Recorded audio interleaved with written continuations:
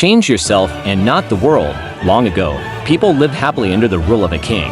The people of the kingdom were very happy as they led a very prosperous life with an abundance of wealth and no misfortunes. Once, the king decided to go visiting places of historical importance and pilgrim centers at distant places. He decided to travel by foot to interact with his people. People of distant places were very happy to have a conversation with their king. They were proud that their king had a kind heart. After several weeks of travel, the king returned to the palace. He was quite happy that he had visited many pilgrim centers and witnessed his people leading a prosperous life. However, he had one regret.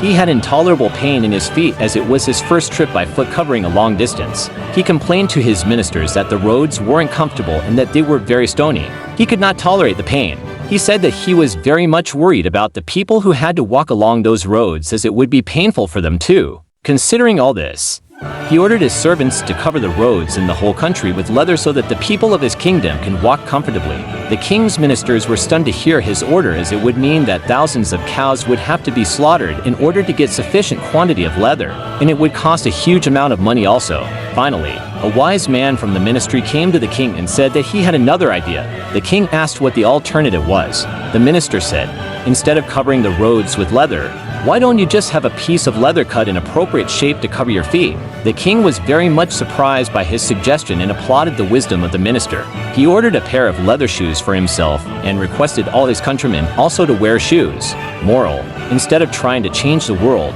we should try to change ourselves.